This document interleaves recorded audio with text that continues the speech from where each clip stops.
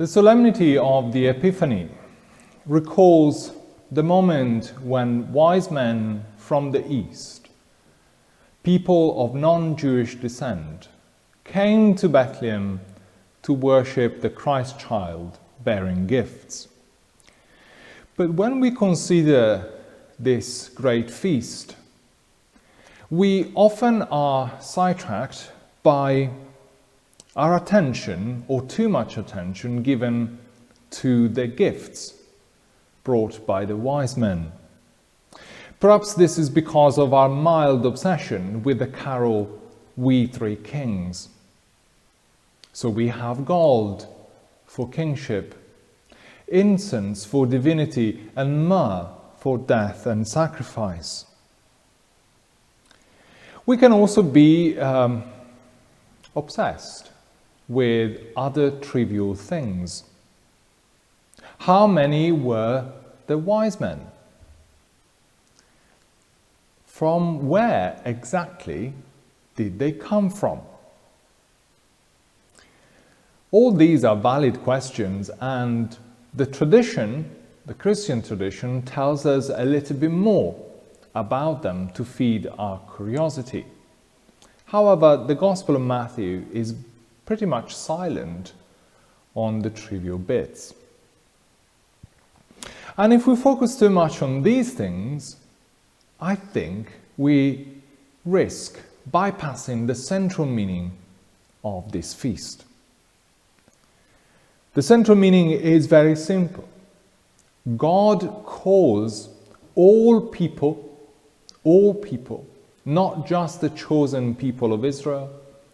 He calls all people to worship Him in His Son, Jesus Christ. At the Epiphany, in this feast, the prophecy of Isaiah in chapter 60 finds its fulfillment. The glory of the Lord shines and points toward Jesus. And towards Him all people come, bearing gifts and offering worship. And all people here are represented by the wise men. For us who already recognize God made visible, God made one of us in the person, in the child, that is Jesus Christ, then for us, our duty is slightly different. Yes, we come bearing gifts. We offer gifts to the Lord, hopefully every day.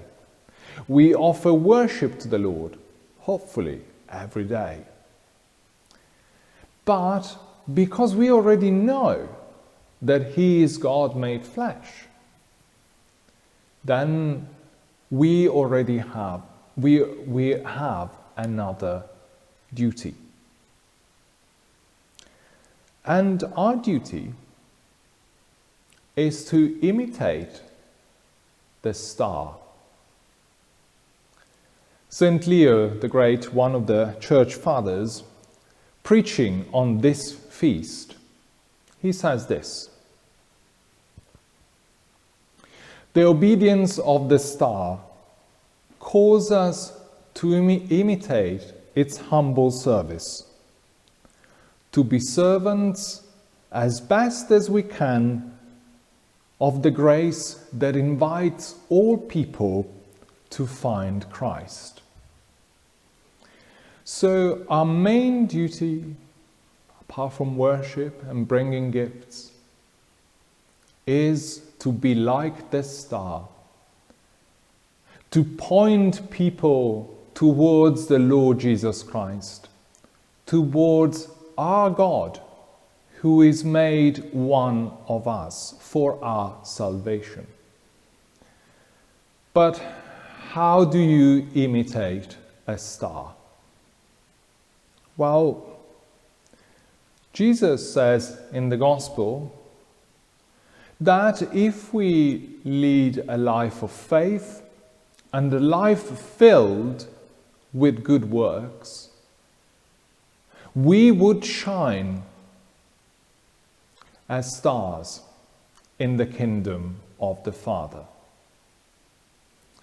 So, by a life of faith and good works, we would shine like stars, like the star of Bethlehem, and point people towards the Lord Jesus Christ. This, for us who already are Christians, is the meaning of the Epiphany. Being reminded that each one of us can be, to our brothers and sisters in the world, the star of Bethlehem.